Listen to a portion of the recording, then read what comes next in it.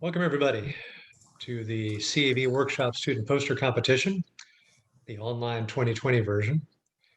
And I'm pleased to introduce you to 21 students, actually 22. There's a team that's doing one of these. And thank you so much for participating and helping judge all this. And what you're seeing right now is our iPoster page, which Kelly is going to walk through for each student. And we're going to give each student 3 minutes to go through their slides, just some highlights. And then at the end of it all, we're going to set up a bunch of breakout rooms for each student. And then for those of you that want to hang around and be put into individual students' rooms, just go ahead and chat to Kelly and she will put you into the room you like. And if you want to move rooms, chat her again and she'll move you to a new room. For those of you watching this after the fact, and if it's before Friday the 30th, there's still time to go ahead and judge this competition. And Kelly has included a link in this, and we'll go ahead and send that out to you as well. I sent it out to you earlier, but if for some reason you're watching this and did not get a link from me to the judging form, please let me know. We'll get it out to you again. It's just an online form. Every poster's in there. You rate it 1 to 10, and that's that. Top 3 posters win $1,000 prizes, and we'll go ahead and announce that sometime early next week.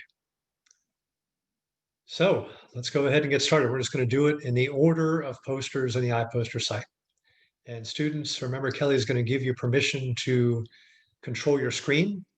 So it should work. If not, let her know. All right, so Dan, you are up first.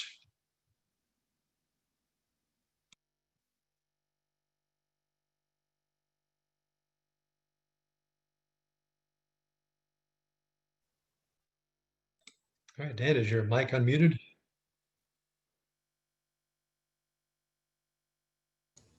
Sorry, I was having trouble finding it with the screen share options. That's okay.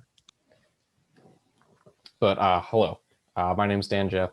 I'm working with Dr. Ed Smith and Clark Moose on using acoustic emission for flaw screening of elastomeric bearings. Rubber metal bonded components are commonly used for vibration isolation in a variety of situations, such as industrial machines, the automotive industry, and helicopters. However, these bonded components can be plagued by random defects during the manufacturing process. Traditional mechanical testing can detect some of these faults, though at the cost of destroying the part. And this is effectively a waste of time, money, and resources. For an example of one of these bearing parts, this is a trunnion bearing used in a helicopter. And as you can see, it has a metal exterior, a metal interior, and sandwiched in between is a layer of rubber. And because acoustic emission is a passive method of listening to a part, it can be used in conjunction with traditional mechanical testing already in place. And this is exactly what I'm researching. I'm using fully time-synced load, extension, and acoustic emission data to judge how healthy a newly made bearing is without having to destroy the part. Additionally, I've been using finite element analysis methods to model these defects in order to save on how many physical specimens I need to test. And since the displacement at a point can be found using these FEA simulations, I'm also using them to find the optimal sensor placement with the simulations.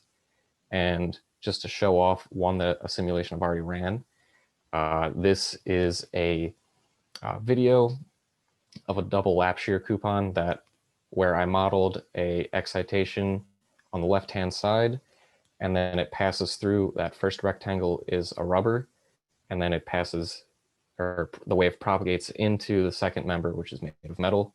And because of the acoustic impedance mismatch between the two materials, the wave tends to get trapped in the metal member, as you can see. And then moving forward, I plan to test some bonded components that have been intentionally seeded with common manufacturing defects. The ultimate goal is to be able to determine if a component is healthy or if it has a defect, and if it is defective, what type of defect is present. Great. Thank you, Dan. Thank you. It's only 3 minutes still.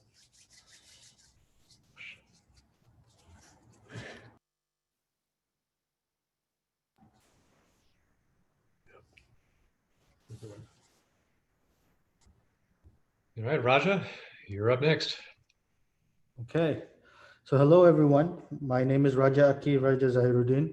Alongside my colleagues Dan Weitzman and Jake Perzak, we're working on developing an experimental test stand for the acoustic testing of rotary wing systems.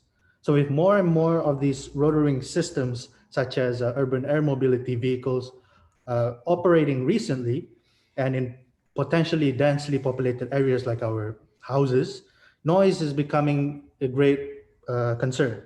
So researchers have been begun to look into detecting and reducing noise emissions of these systems. Like when you have 50 flying over your house, you want them to be a little bit quieter. So our objective is to design a versatile test stand for the open jet flow through anechoic chamber down in the Hammond building.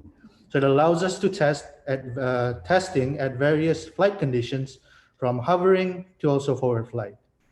We have already two completely different projects with different collaborators scheduled in the upcoming months in utilizing this stand. So for the first project, we're collaborating with NASA Langley to test coaxial rotor configurations. So varying rotor separation distance, angle of attack, and and then the direction of the rotation of the blades. So we will acquire both dynamic loading and also the acoustic data at a wide variety of directivity angles.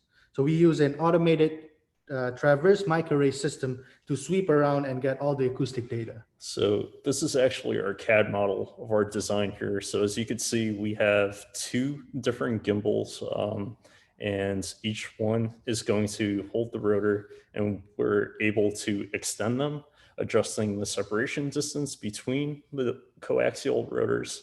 And then up here, you have the microphone array, which is able to rotate 360 degrees, and that gives us good directivity coverage.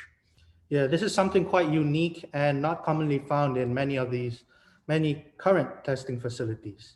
For the second project, we'll be testing an isolated rotor with onboard cyclic pitch controls. So we will attempt to characterize the difference in the noise emissions between fixed pitch rotors, commonly found in these urban air mobility vehicles, versus the more conventional variable pitch rotors that we see on like helicopters. So a poster gives a more detailed overview of the design process and specific design considerations for acoustic testing. So if you join the CAV Center, you can have a day of free testing at our facility. For that, just contact Dr. Palacios for further information. We want to say special thanks to our advisors, Dr. Greenwood and Dr. Palacios, and also to NASA Langley for providing the funds for building this stand. So we are very, very excited to share this new test capability at Penn State. And then we are also not limited only to rotors. We can test any noise source. So we'll see you at the breakout sessions. Thank you. Thanks, guys. Looks exciting. How do I stop this? Stop sharing.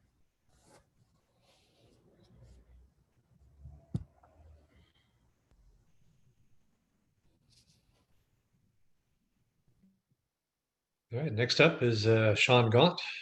Be talking to us about some spur gear noise. And don't forget to unmute your mic. Yep, thank you, Steve.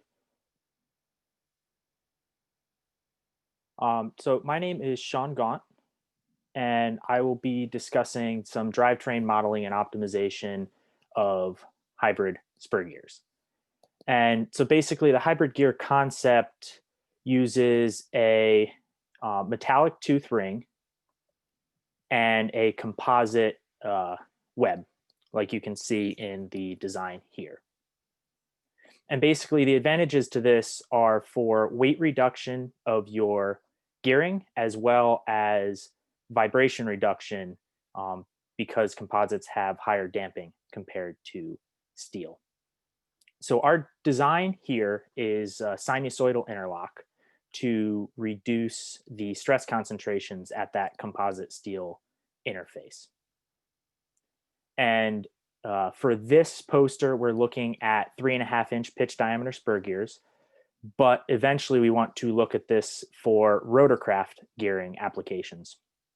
Now this section describes the design in greater depth. The second section here describes a design optimization technique where we actually develop a technique and optimize that composite steel interface so that we optimize it to minimize the gear mass, minimize the shear traction at that interface, as well as the pitch point displacement out at the gear teeth. The next section of my poster describes the optimization results and some design candidates that we're looking at for this. And then we move in for the fourth section to the development of a gearbox model in a commercial software package called Romax. And this is especially useful for modeling and design and development of gearboxes. Within Romax, the fifth section of my poster describes the static transmission error. This is calculated in Romax to compare each of the hybrid gear designs that we're looking at, as well as a baseline steel gear.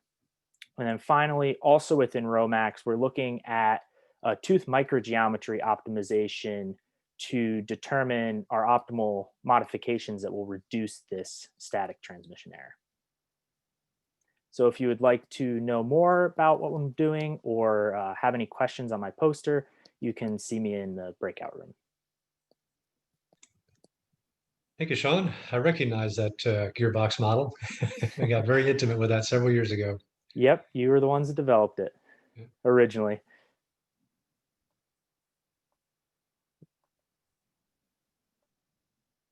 All right, Clay. Hello, my name is Clay Wood, and I'm advised by Doctors Chris Marone and Parisa Shukui, and I work with several other very fine people. And I'm going to be presenting our work on dynamic stress-induced changes in permeability and stiffness of fractured rock with ultrasonic imaging. And so it looks like I don't really have, okay, sorry. There's a bit of a lag for me.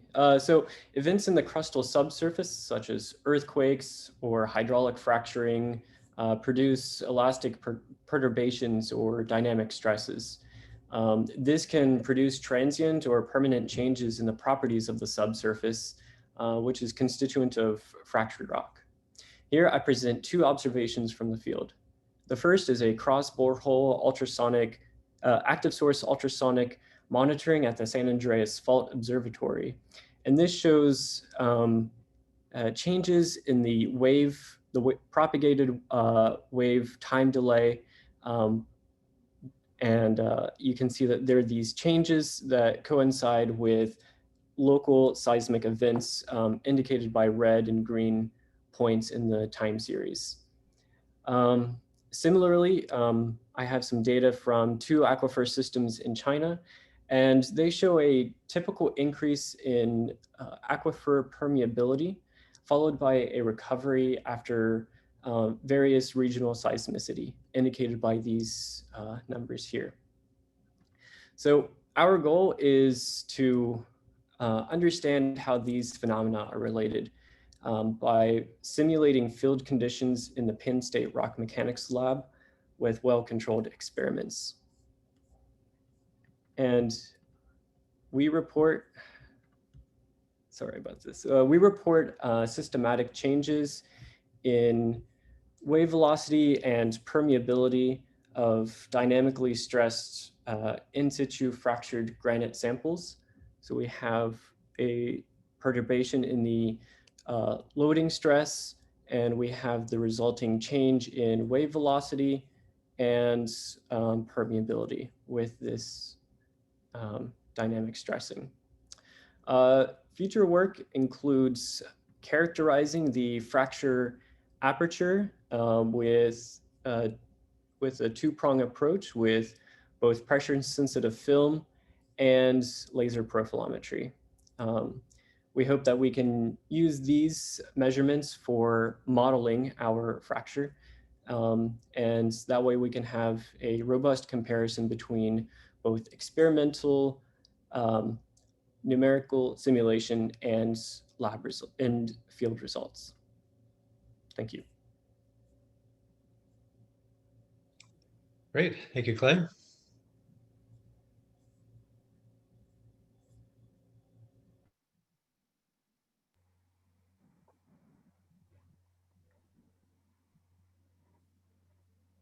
All right. Rob Cochran. Good afternoon, everyone. Let me see whether I have. Maybe get a little bit closer to your mic if you would.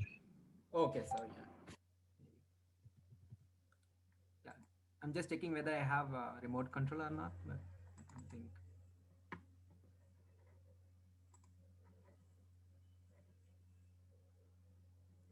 Okay, I think now I have. Yeah. Okay. Okay. Good afternoon, everyone. My name is Prabhakaran Manoharan, and I'm advised by Dr. Parisha Shukogi. I'll be talking about nonlinear elastic properties of fractured rock and how fracture alters the nonlinear response of rock. So fractures are common among many fields, and it finds application in be it a mechanical failure, even in geophysics application, hydraulic fracturing and CO2 sequestration. Fractures are there, and it has implications in micron to kilometer scale. Even earthquake happens when two fracture plane slips together. So it's imperative that we understand fracture and then how different stress state and then condition affect the properties of this rock.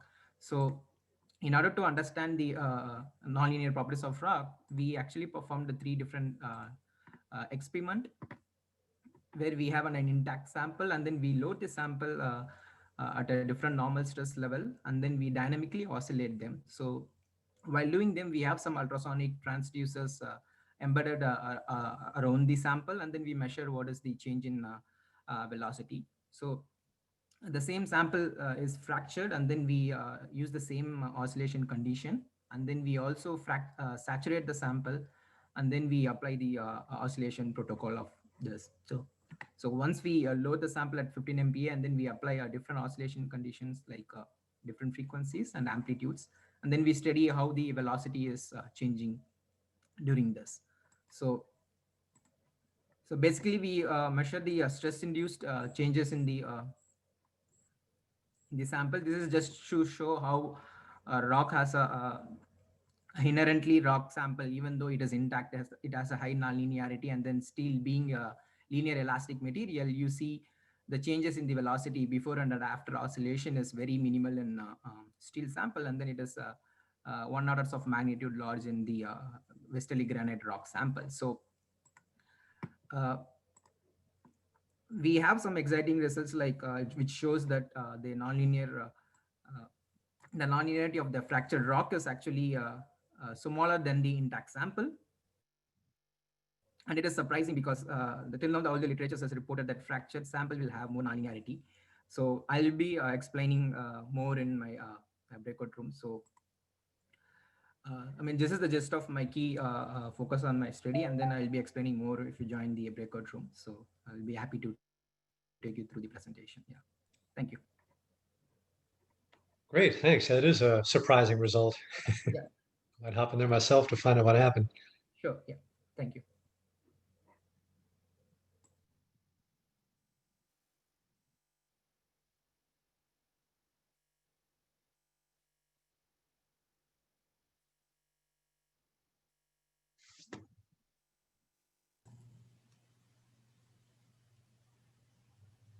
All right, Adwait, are you there? Yes. Hi, good afternoon, everyone. My name is Adwait Ambassador, and the title for my poster is An Improved Outdoor Sound Propagation Model Using Geographic Information Systems and the International Standard ISO 9613-2. So the main goal for this project was to develop an open source outdoor sound propagation model using GIS or Geographic Information Systems data in the form of a digital elevation model of a given terrain, and using the acoustical calculations as outlined by the International Standard for Sound Propagation Outdoors, that is the ISO 9613-2. So this model was implemented at several different locations in the Tyre State Forest. That is the gas compressor location, and some locations on the Haney Wheel Trail system, to help study the extent of sounds radiated by human-caused or anthropogenic noise sources like gas compressors or use of ATVs and to also predict the acceptability of these noise sources in natural environments like state forest and national park. So I'm trying to see if I have control. Yeah. So this shows a sound pressure level map and acceptability maps corresponding to the gas compressor station at Tyroton State Forest. It's a field contour map, which gives an idea of the extent of the sounds radiated. And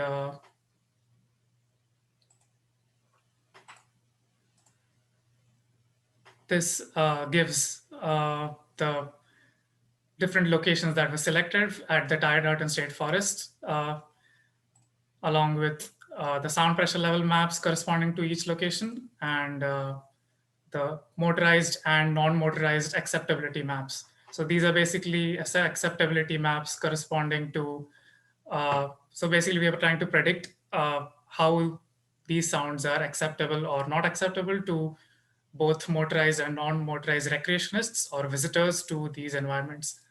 So, so overall, this is basically an acoustic modeling tool to help make important park management decisions, not just in terms of enhancing the visitor experience, but also to preserve the integrity and tranquility of natural environment in terms of the effects that the human-caused or anthropogenic noise sources can have.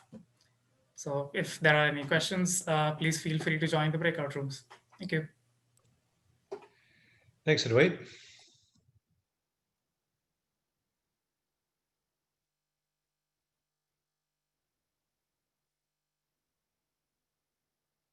All right, Connor, you're up next.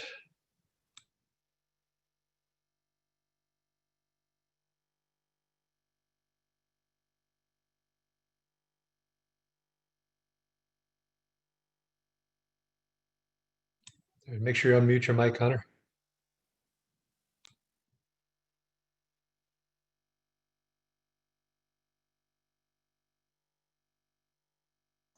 Sorry for that delay. My screen got rid of the mute button, so I couldn't unmute myself. But now I think I got it working. So anyway, hi, my name's Connor McCluskey. I'm a graduate research assistant at the Penn State Applied Research Laboratory, and my advisors are Dr. Matt Gears and Dr. Stephen Conlon. So part of my research has to do with looking at the extreme events that structures will encounter over their service life and how those can be predicted using extreme value statistics.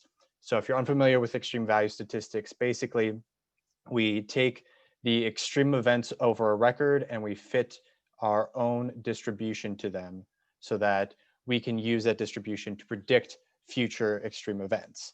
Now, one of the issues with any statistical distribution is that you need a lot of samples for them to converge to the population. And especially with extreme values, you can't always collect a whole bunch of data to reach that point. So what we did, and the work I'm talking about today, is develop a procedure to determine a minimum sample size for a conservative prediction. So this method that we've called MVICE uses the extreme value statistics, measures the variance of a prediction as it changes with sample size, and then compares that variance to an acceptable variance. So as that distribution changes at a specific sample size, if it is within our good margin of error, then that's our minimum sample size. Outside of that, then you increase the sample size to decrease that variance. And so this algorithm kind of repeats that over and over again to get that sample size. So our next procedure to do this is we're most curious about flow-induced vibration. So we compared this to a cantilever fin with a varying angle of attack in a water tunnel. And so as a fin would sweep past 0 degrees, an extreme event would happen from the flow condition causing an extreme event. We would take all of those extreme events, put them into a data set, and we would use that to determine a minimum sample size based off of that. So we measured our margin of error of all of those samples to determine a new minimum sample size. And then we tested that sample size to see how close it was to using all of the data that we had. So if you're interested in learning more and want to know how it all turned out, please join my breakout room. Thank you. Yeah, certainly a very practical problem. Extreme events can cause fatigue, damage, all kinds of stuff. All right, Gary. Actually, looks like a nice follow-up to the presentation from Sherbrooke earlier today. Well, hi everyone. I am Gary Rhodes. I am from the acoustics program at Penn State. My advisors are Dr. Micah Shepard and Dr. Harris. I've recently defended my thesis on this topic, which is all about deflectometry. So deflectometry is a full field optical method which utilizes specular reflections to amplify distortions in the surface of a test object by using a reflective grid. So you have a high-speed camera, you focus this onto your test object, which is reflective, and then you see changes in the grid images. From those changes, I can't hear anything. Am I the only one? sorry, maybe I can get a little closer to the microphone. Can everyone hear me? It could That's be better. a little better. Okay, sorry. Anyways, as I was saying, you find slope fields and deflection plots using deflectometry, but it requires a reflective test object. So to find a way to use deflectometry on non-reflective objects, I decided to find some different add-on reflective materials that could be applied to the test object that would not significantly affect the vibration of the test structure. To do this, I looked at some types of reflective tape, a reflective film option, and a spray-on adhesive. When I did this, I found that the tape options led to a lot of distortions in the slope field, which wasn't good. The film option, however, showed a lot of promise. The slope fields looked very good, and the spray-on adhesive worked very well. It looked as if it was an actual mirror, but is only applicable for transparent materials. To further quantify this, I was able to use a spatial Fourier transform and look at the raw camera images of the grid and sort of determine the crispness of the grid images from each material, and it agreed with everything I saw in the slope fields. So the tape options were not great, the film option showed promise, and the spray-on was great for the clear materials. From here, I was able to obtain a video of a slope field for, here we go, for a acrylic panel with a 3M ESR film applied to it, and it showed up very nicely, very symmetrical. We got good slope field results here. So the big takeaway from this is that it is possible to use add-on reflective material to use deflectometry on non-reflective objects, which gives a much wider scope to the application of deflectometry. Thank you. Thanks, Gary. And for those of you that weren't in this morning's international session, we'll post the recording, but Olivier Robin of Sherbrooke gave a much more detailed description of the deflectometry. Okay, Evan.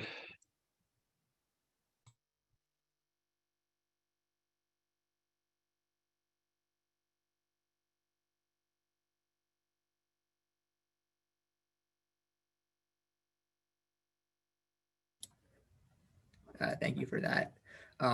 So as we all know, additive manufacturing is a growing technology for applications like aerospace and energy. So it's really important that we have reliable methods to detect all kinds of flaws that are unique to additive manufacturing, such as lack of fusion defects and voids. Well, I guess those aren't quite unique, but so current methods like optical and thermal methods they can't find flaws that form after cooling, and ultrasound and conventional ultrasound can be difficult at high temperatures and complex geometries. So what we look for is we're looking to NRUS to try to solve these problems. So to give you a general idea of what we're looking for. Sorry, there's a little bit of a lag on here. It's hard to look through.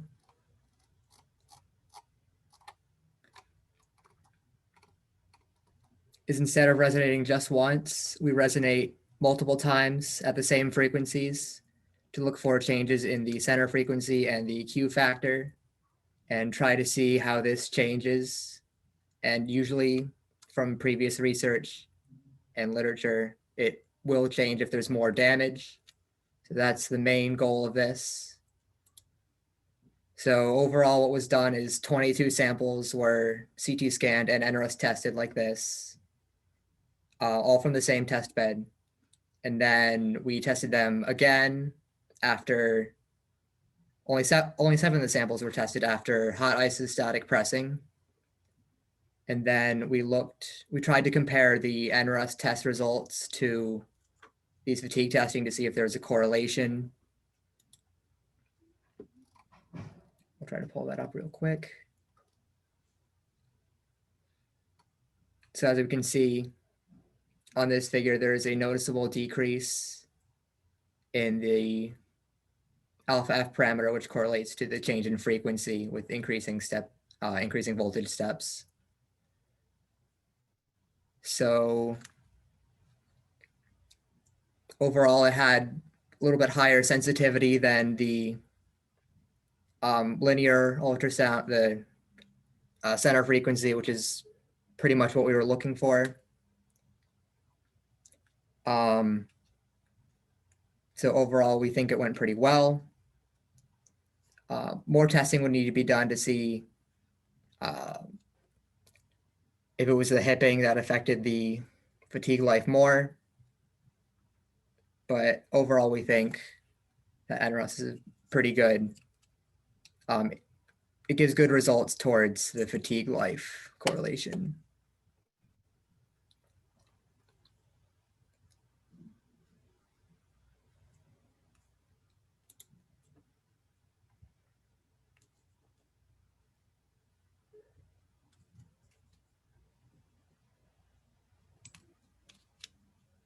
All right. Anything else, Evan?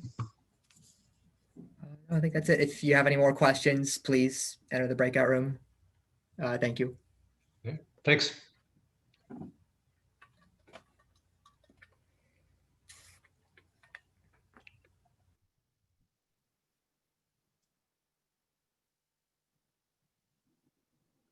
All right, Hao Yang. Yes, I'll try. It's not quite working. Okay, it's working. Sure. Hi, good afternoon, everyone. My name is Hao Yang, and my PI is Dr. Kotapalli. Today, my poster is about the novel transparent ultrasound transducer and its exciting wide range of biomedical applications. Nowadays, optical imaging modalities are imperative to the contemporary biomedical science and research.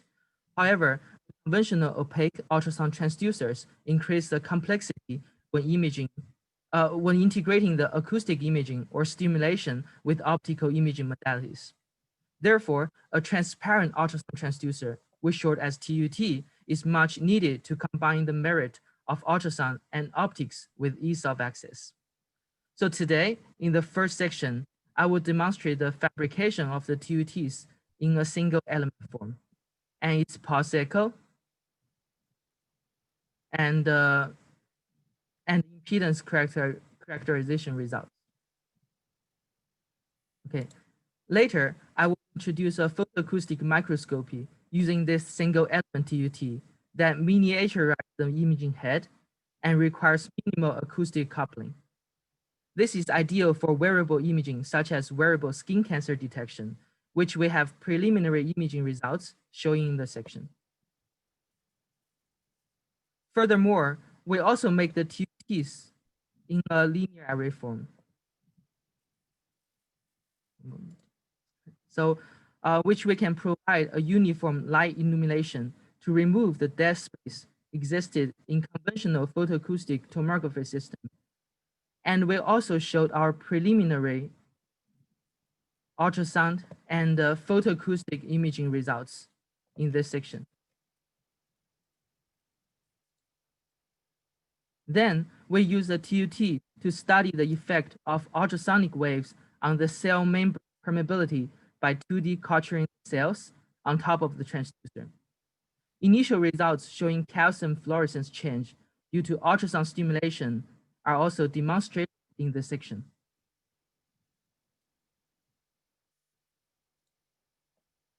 So lastly, we also implanted the transducer on top of mouse head to conduct low-intensity transcranial ultrasound stimulation while monitoring neural activity using multimodal imaging and sensing. The preliminary hemodynamic changes due to ultrasound stimulation measured by intrinsic optical signal imaging is shown in this section. And that's all for the brief overview for my poster, and thank you. If you find my work interesting, you can join my breakout room later and we can have further discussion. Thanks. Thanks, Hao-Yang.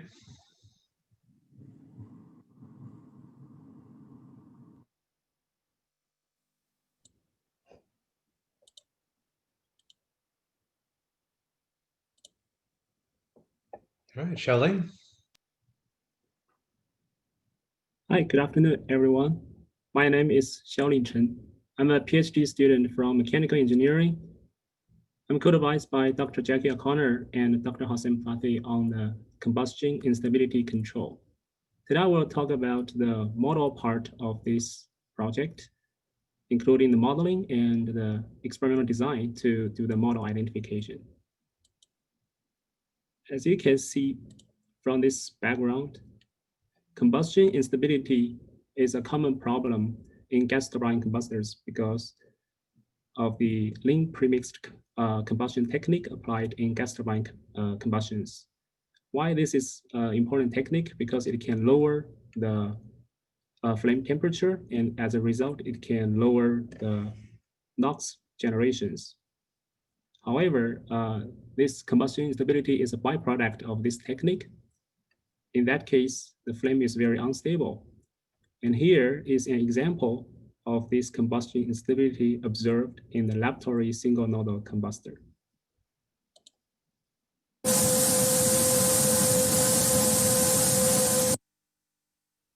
And you can hear a ton of noise of this combustor during this lean premixed combustion technique.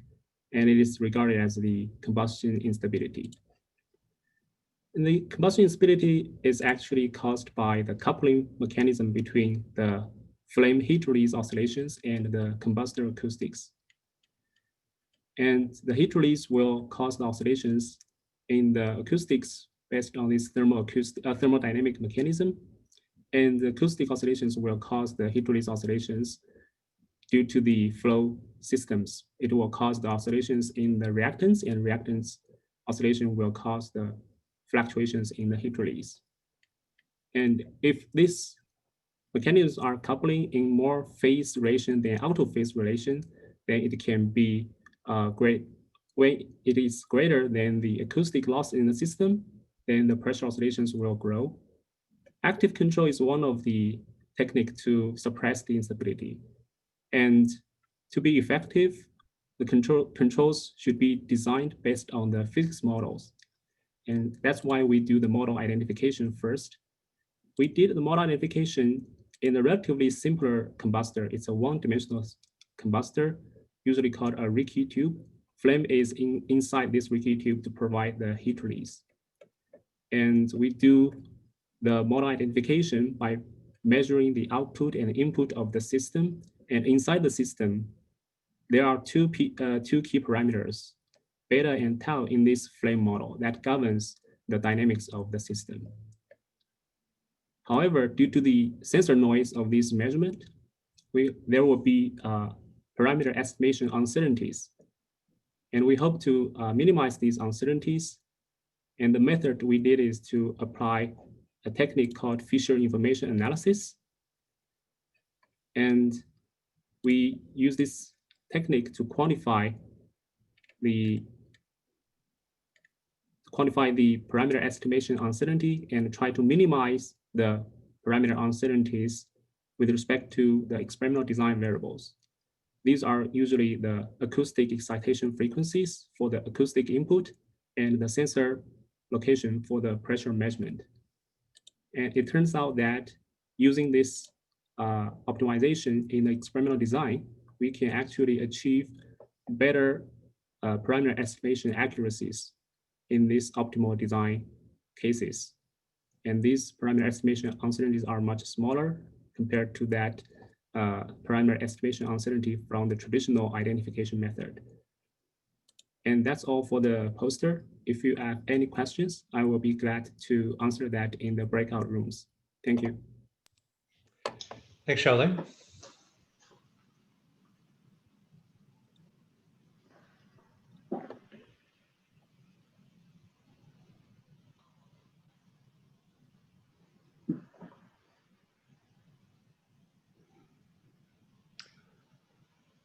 All right, Dan, you're up. Looks like you're ready to go.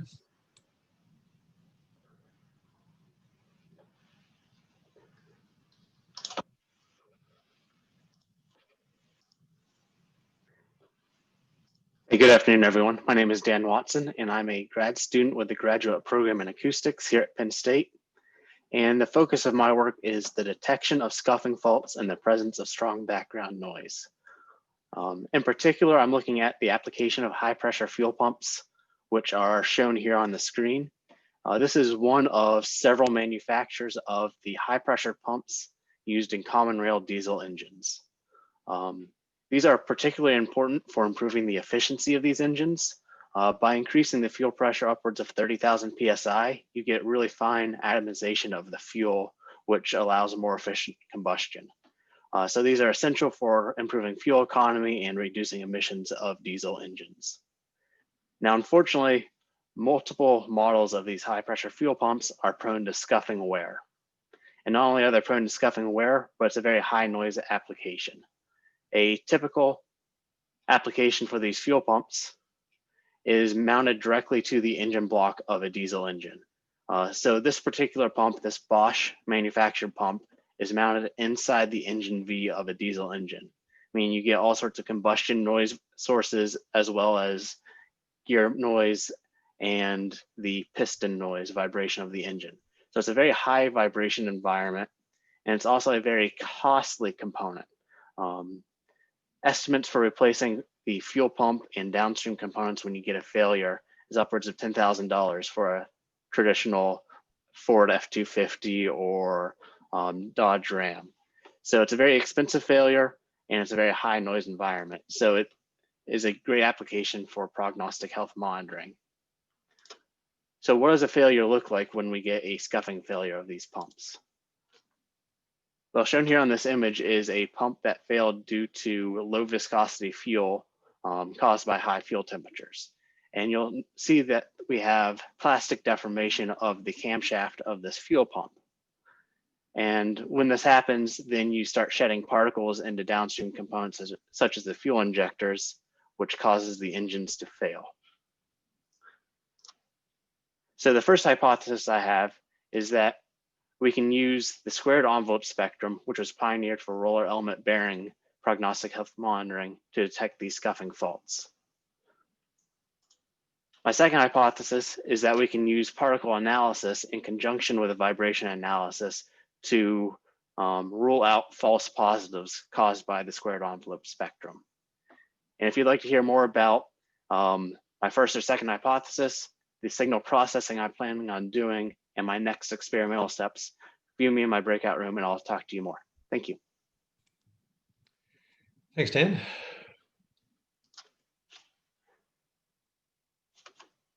All right, 12 down and 9 to go if you're counting.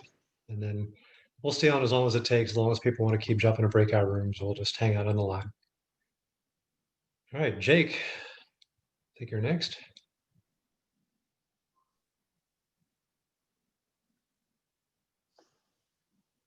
Sorry, just making sure I have control of this. Can everyone hear me? We can. All right, perfect. So hi, my name is Jake Elliott, and I'm a second-year PhD student conducting biomedical ultrasound research with Dr. Juliana Simon as my advisor. My project involves focused ultrasound, namely its mechanical bioeffects at or towards tissue destruction in a well-defined focal volume using cavitation bubbles, which is known as histotrypsy. Preclinically, histotrypsy has shown success in breaking up soft tissues such as liver and kidney. So it shows great therapeutic promise as a tool for non-invasively treating tumors as it leaves the surrounding tissue relatively unaffected. However, elastic or collagenous tissues have proven more resistant to fractionation despite evidence of bubble activity seen in B-mode ultrasound imaging. which we could see here by this white hyperechoic region of tendon under ultrasound treatment.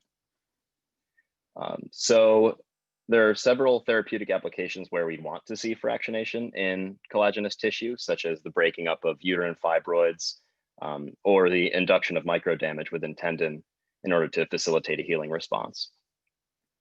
So therefore, it is necessary to develop a further understanding of bubble dynamics in collagenous tissue and then relate that insight to histotrypsy. So here I have fabricated 3 different types of acoustic hydrogels, transparent so that the bubble activity can be monitored using high-speed photography. These gels all underwent histotrypsy treatment using a 1.5 megahertz high-intensity focus ultrasound or HIFU transducer.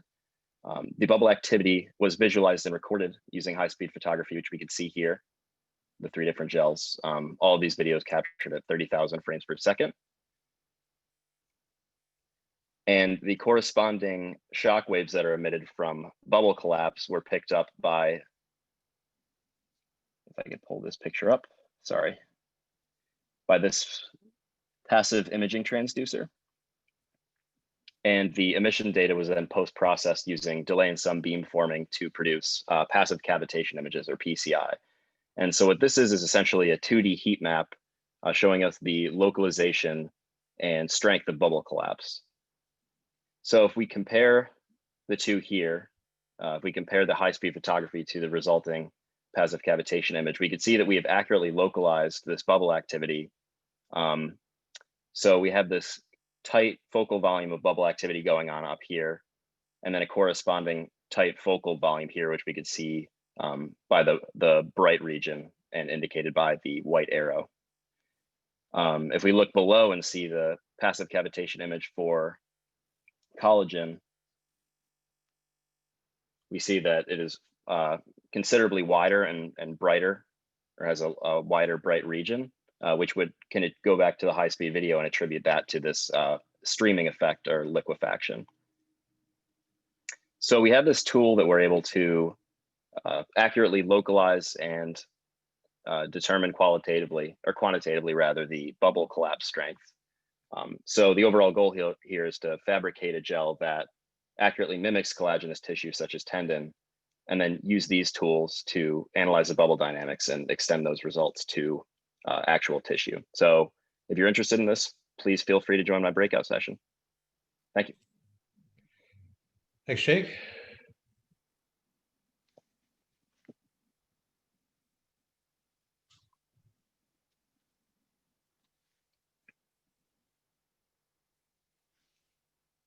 All right, John Young.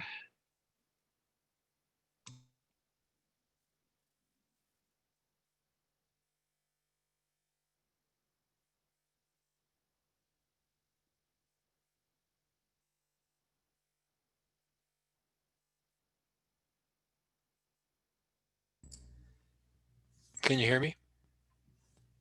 We can. Okay, great. Hi, my name is John Young. My advisor is Kyle Myers.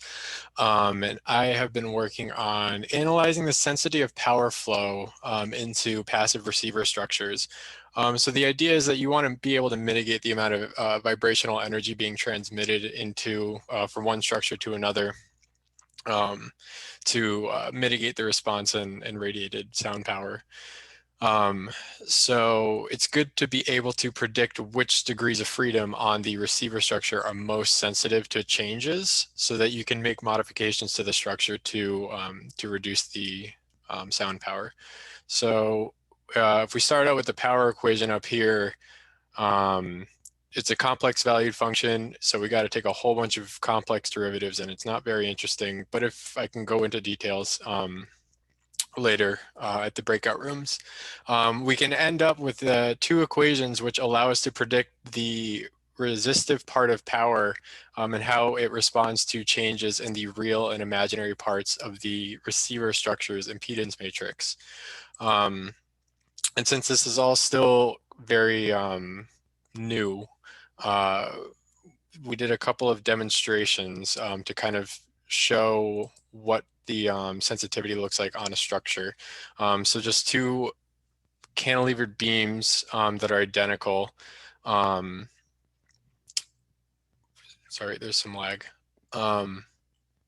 We can do a first order approximation of the sensitivity. So if we have the original structure, the original receiver structure, and we make some modification to it, we can predict with the power flow sensitivity, the derivative of what that power will look like. So the gray line here is the original power flow, the black line is after modification, and then the red and the blue shapes are the first order prediction using the power sensitivity over the entire frequency range. So it's a good first order approximation.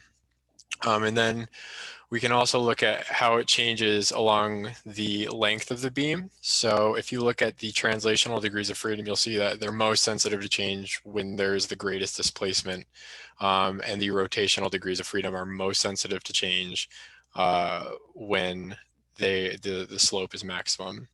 And since this sensitivity calculates the sensitivity of power for all elements of the receiver's impedance matrix, you end up with an impedance or a full matrix of power flow sensitivity. So you can see which degrees of freedom on the structure are most sensitive and make modifications in that region. So for example, here, making a modification in this red spot, kind of in the center of the matrix, making a modification to those degrees of freedom would result in a great change in power flow or decrease in power flow. And what's nice about this is it only requires information on the uncoupled source and receiver structures. So experimentally, this would be very easy to implement, where you would get the response of the structure at the coupling locations, at these red locations here. And then on the receiver, if you wanted to know about some internal degrees of freedom, measure the response at those. And then using the equations from before, you'd be able to plug in these and predict which one of these blue degrees of freedom is most sensitive to change over the frequency range. This is essentially what is being done numerically and was shown in the last example. We're hoping to do experiments on it, but we are currently living through the end of times, and doing experiments in lab is forbidden. But there are some other properties that we can exploit. You can also do it. You can also find the sensitivity, which modes are most sensitive to modifications. And that about wraps it up. So if you have any questions, feel free to come into my breakout room. Okay, thanks, John.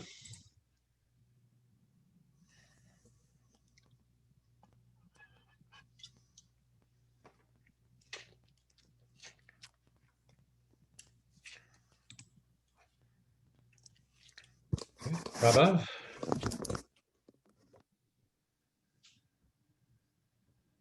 Yeah, I'm just trying to see where I can hit the control. Okay.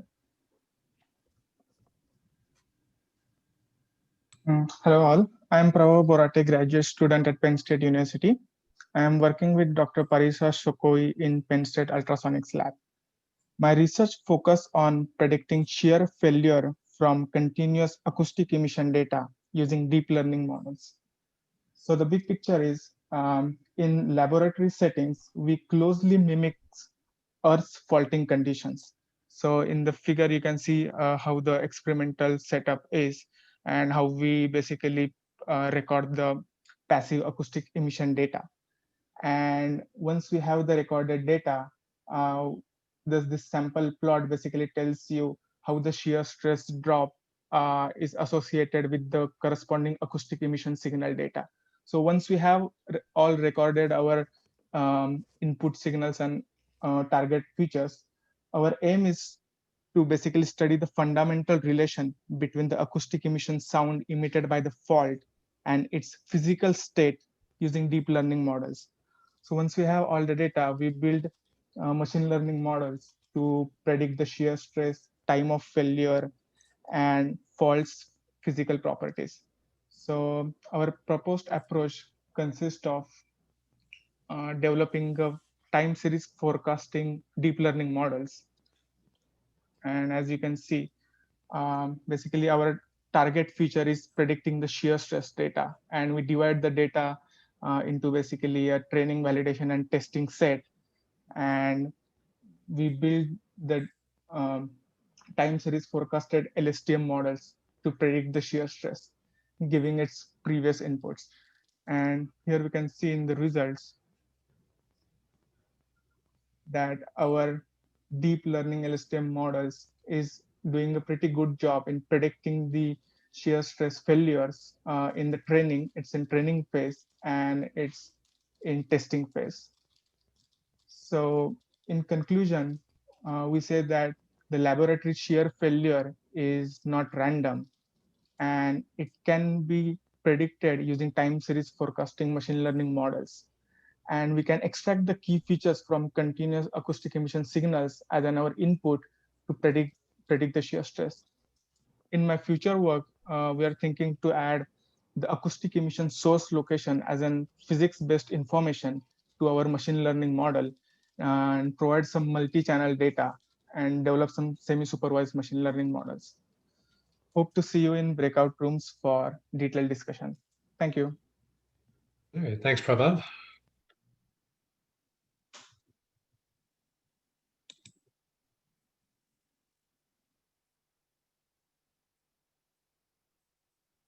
All right, now we have Joshua.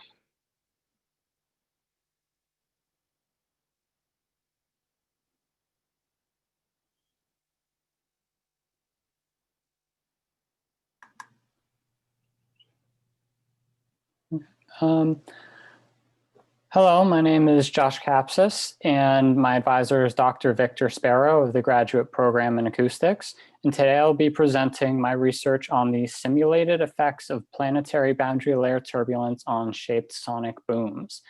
So in the news, you see the development of these low boom civil aircraft like NASA's X-59 demonstrator craft and Boom Supersonics XB-1 and Overture models with the goal that supersonic passenger flight will soon be a reality. But despite this progress, civil supersonic flight is actually prohibited over land. So in order for these aircraft to fly, this ban needs to be reconsidered. So crucial research is conducted to support the FAA in the development of noise certification standards for low boom supersonic airplanes.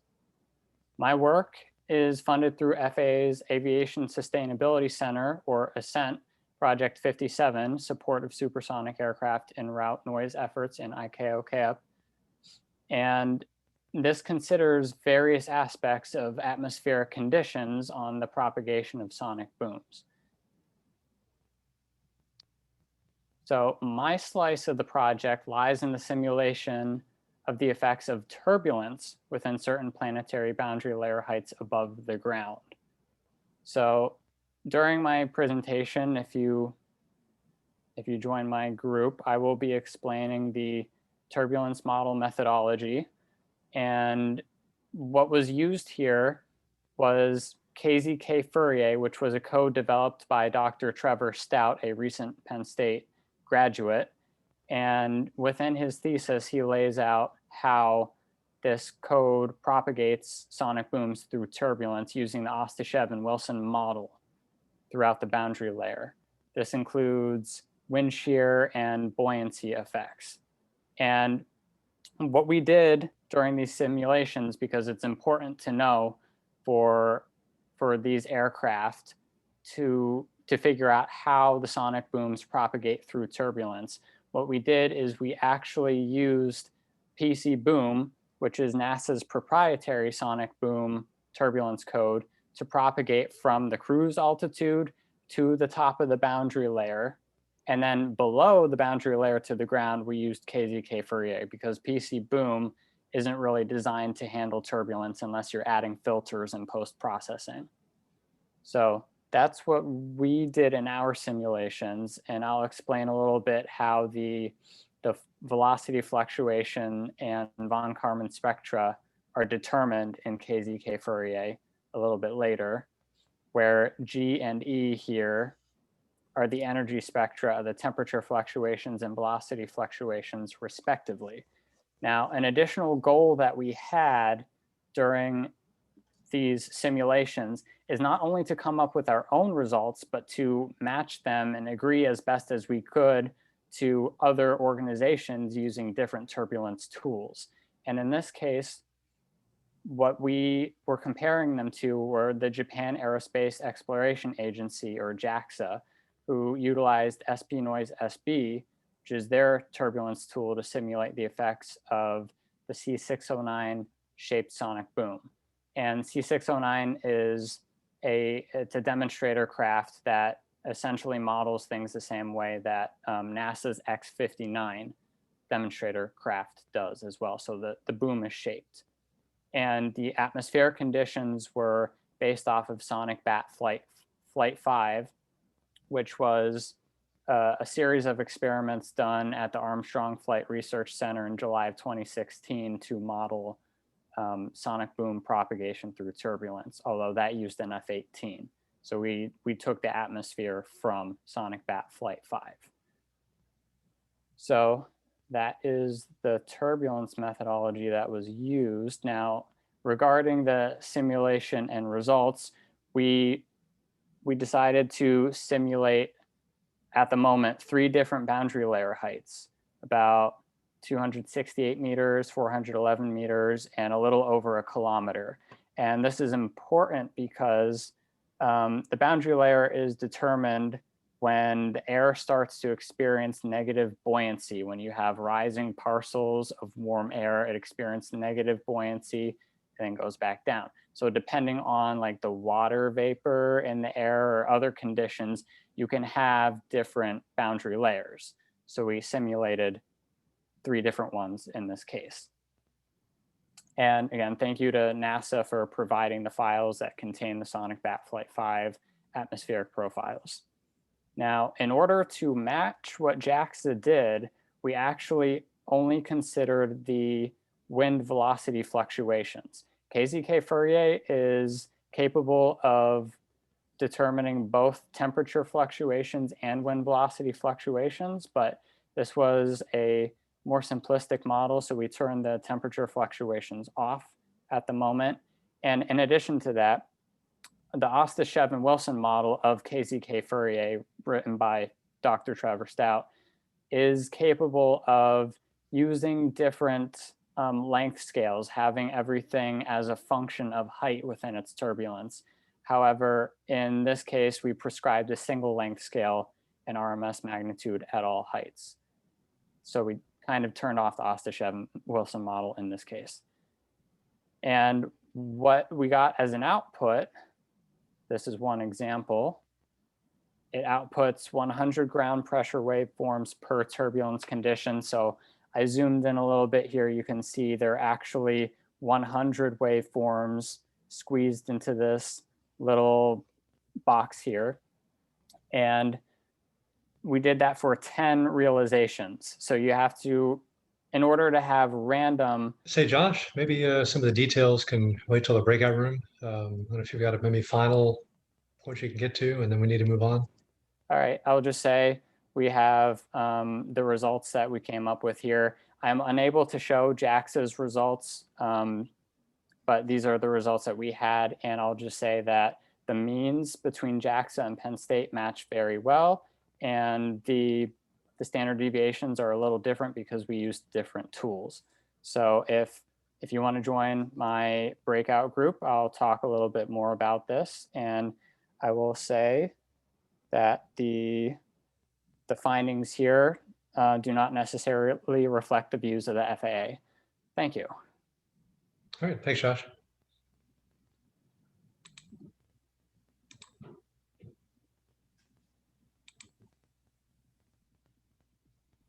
All right, John Broyles.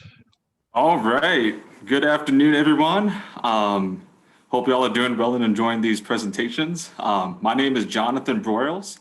I'm going to be discussing my research on a preliminary investigation of structural acoustic design trade-offs of concrete floors. And I have the privilege of working with advisors Dr. Brown and Dr. Shepard. So unlike the previous posters that you've been listening to this afternoon, this researcher's focus has an application on buildings. But given the current COVID landscape, I'm thinking we'll have a better understanding and appreciation of buildings right now. So with that, I want to start with this research was motivated by the goal of developing novel, sustainable structural solutions in a building while maintaining the system's structural integrity. Concrete systems in particular often contribute a significant amount of a building's weight and embodied carbon. Yet, recent advances in construction technology, such as 3D fabrication, have emerged alongside performance-based design methods to find new design opportunities. I'm trying to pull up a picture for y'all. There we go. Y'all weren't kidding about the lag. Appreciate the grace with y'all. But this is one of the awesome new design that we can get through 3D fabrication. One of the challenges, though, is that despite these really exciting opportunities, these designs often neglect secondary design considerations such as acoustics, specifically transmission through this structure. Therefore, I conducted a parametric model of shaped concrete slabs using 9 unique geometric variables, which can be seen manipulated in this video. And I'm going to quickly just start to show you guys that ultimately get evaluated based on structural and acoustic performance. And again, we're looking at sound transmission for the acoustic performance, which is ultimately going to come down to the acoustic metric of sound transmission class. So after these geometries were attained, I developed or found a design space of these shaped concrete slab designs that were evaluated on 2 objectives, which I previously just mentioned, embodied carbon and sound transmission class. And we used 3 different design space exploration techniques to find essentially a Pareto curve of the design space. We use Latin hypercube sampling, multi-objective optimization, and constraint optimization. And if you have no idea what any of those mean, come talk to me. We'll discuss those. But essentially what we get from this are the best designs or best concrete shaped slab designs for, again, the structural performance, the sustainability, and the acoustic metric of sound transmission class. We evaluate these best shaped slab designs to traditional constructions of floors that are generally seen in residential buildings. So this is just a quick comparison of some of these slabs and floors, which have then spurned on, or actually more excited, some of our future work of combining our shaped slabs with layering of floors, as you can see below here. So thank you for your time. I would love to talk to you guys more about this exciting research. Thanks, Jonathan.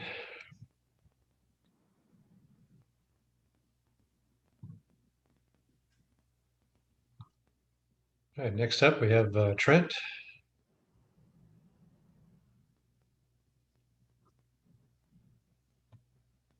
All right, can you hear me? We can. All righty. Hello, everyone. My name is Trent Furlong. I work with my advisor, Dr. Carl Reichardt. And the problem that we are addressing is how improper tool maintenance can actually lead to damage on a given workpiece or to the machine itself, and how that can actually increase costs and production time for industry applications. So the idea is we want to predict when you would actually need to apply the proper maintenance on a machine tool, so that way you can hit that nice sweet spot between productivity time and low cost. So the method that I ended up using for this particular application was the Hilbert-Huang transform. It's a relatively new signal processing technique that hasn't really been used in the field of prognostics, where you're actually trying to predict when the tool is going to fail. Even though it hasn't been used, despite its many advantages. In order to get the data, what we did is we used a Haas VF4 CNC machine, and we put a triaxial accelerometer on the spindle mount, on the spindle housing, and then we also included some current sensors that went to the spindle motor. And what we did is we took a brand new drill bit and drilled multiple holes into a steel plate, essentially until the drill bit actually broke, to see if we could monitor the progressive tool wear from using the acceleration and motor current signals.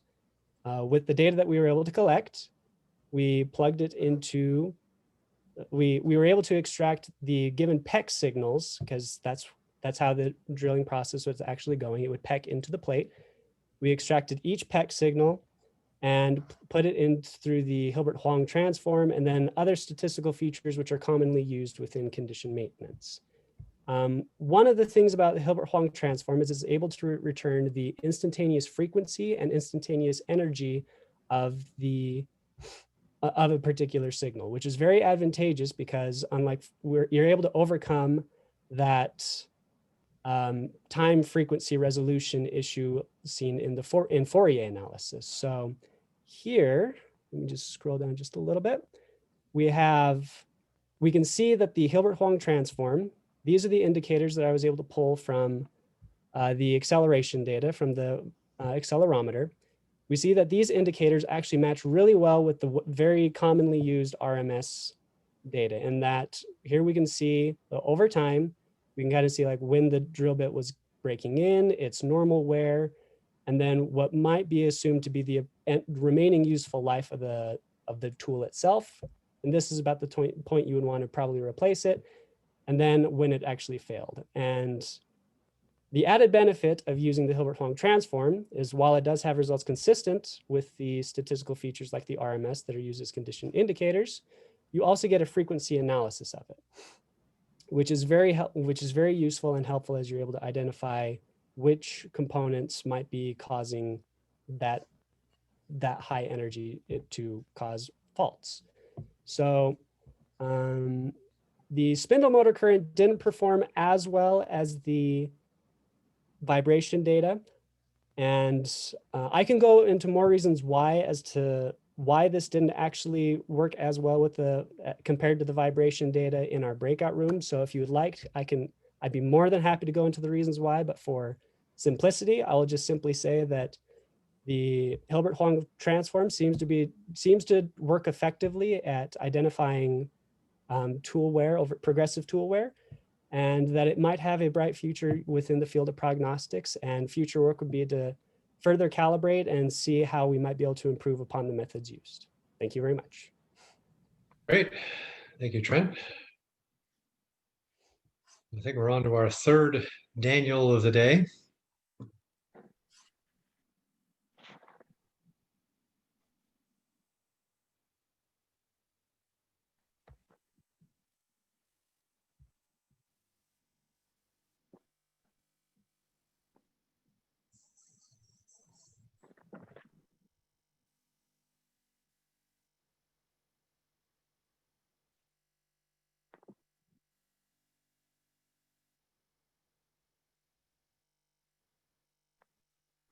Okay, I think I have control. Yeah. So hello, my name is Daniel. I'm working with Dr. Cliff Lissenden, Dr. Parisa Shokohi, and Dr. Mary Frecker. Our project is topology optimization design of metamaterials to control surface wave propagation. And I would like to start introducing surface waves to you with this application. As some of you may know, in earthquakes, different kind of waves travel through the medium, and one of the most destructive waves is the surface waves. So we are addressing these problems on how to control surface waves, and we have some preliminary evidence in our experiments to control plate waves with these resonators that are designed as part of our preliminary investigation. So what we are doing right now is that developing a strategy to apply boundary conditions to the surface. We can change the wave propagation profile. As you can see in the images, you see the wave traveling through the surface, which is here at the top of the images. And when the wave reaches the boundary condition region, the waves get deviated towards the bottom of the medium. So this is an effect due to a set of boundary conditions that we are applying of the surface. So in order to apply these boundary conditions to a real surface, we are using topology optimization to create the structures that are going to apply those boundary conditions to the surface. But in our first approach, in the first stage of our project, we are using, we are validating the topology optimization design technique through an optimization of a simple structure, taking our preliminary evidence. And we are doing a topology optimization based on eigenfrequencies. This is the first stage of the project. So we have the optimization of these simple structures. And what you're seeing here is the process on how topology optimization works. Essentially, what you're seeing here is black material, which means solid material, and white elements, which means void material or empty space. So in topology optimization, we design structures based on design requirements. In this case, it's eigenfrequencies. And you can see, for example, that at the end of the optimization, we have a good agreement between the reference set of eigenfrequencies and the eigenfrequencies requested to the optimization. So, which is, what is very interesting here is that after the optimization, we can do a post-processing methodology just to create very smooth and continuous structures after the optimization. And if we use these structures as unit cells, we can create an array. And this array is what we call a locally resonant metamaterial. And this locally resonant metamaterial is the material that is going to apply eventually these boundary conditions to the surface to control wave propagation. So if you want to know more about surface waves, topology optimization, and metamaterials, I would love to see you on my break room. So thank you. Excellent. Thank you, Daniel. All right, 2 to go. Next up, we have Orhan.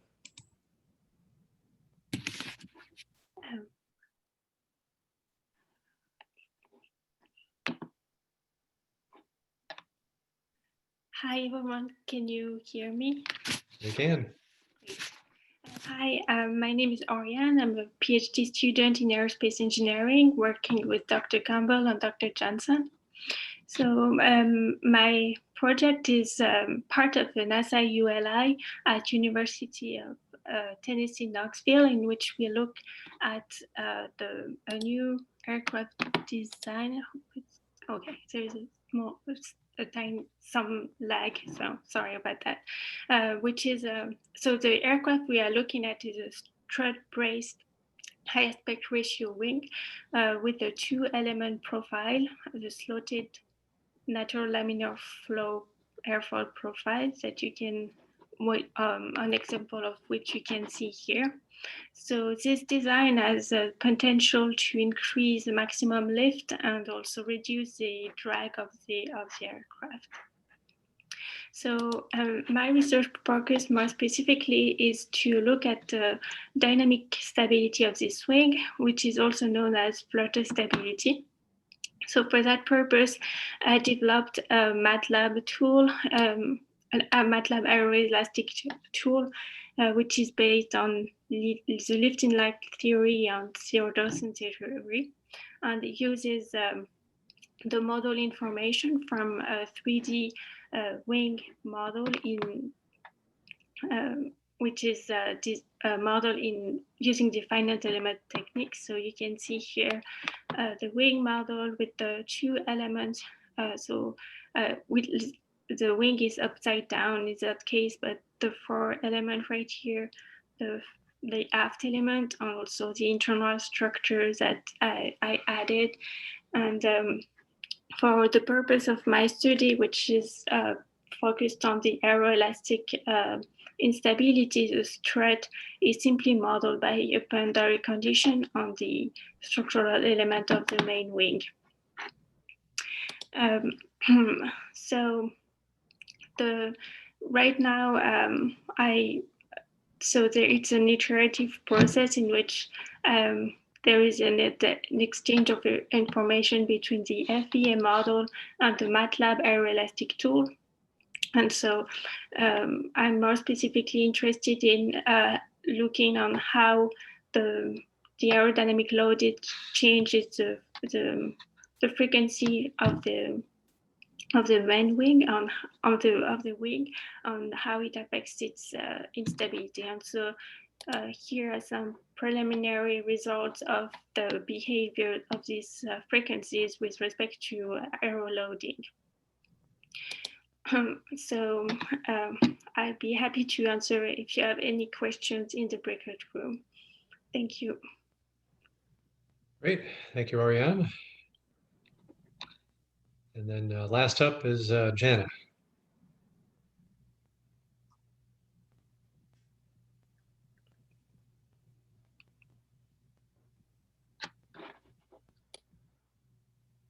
Okay.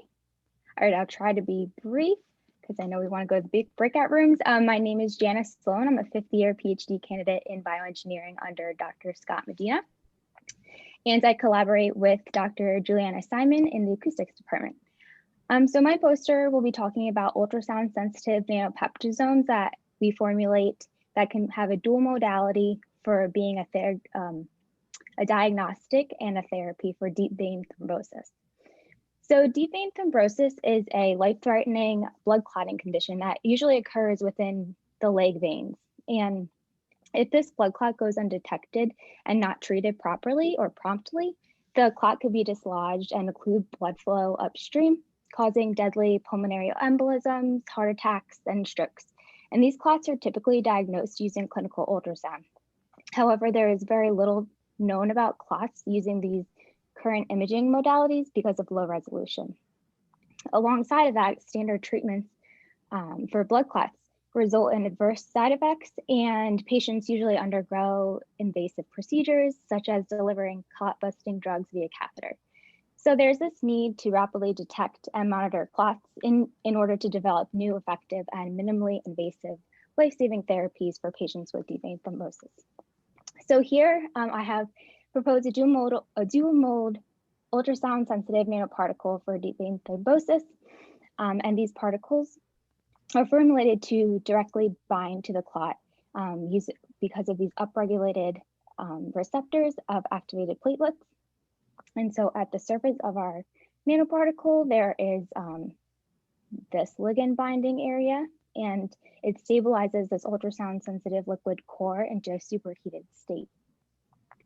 So when systemically administered, these particles, they bind to platelets on the blood clot site, inhibit further growth of the clot. Not only that, but because these nanoparticles are composed of this ultrasound sensitive liquid, they can undergo phase transition into a gaseous state under ultrasound pressure. This positions these nanoparticles as a contrast agent, as well as affording better detection and monitoring of clots. I have a picture. Through ultrasound imaging, as seen here in an ex vivo bovine vessel and flow loop. Future studies will explore this theranostic platform, not only to detect the clot and inhibit growth, but also to deliver clot-busting drugs with high precision. Okay, thank you. All right, thank you very much, everybody. That's a very diverse group of papers, the most we've ever had. So certainly plenty to look at. So let's do a couple things. First, Kelly, if you could stop the recording at that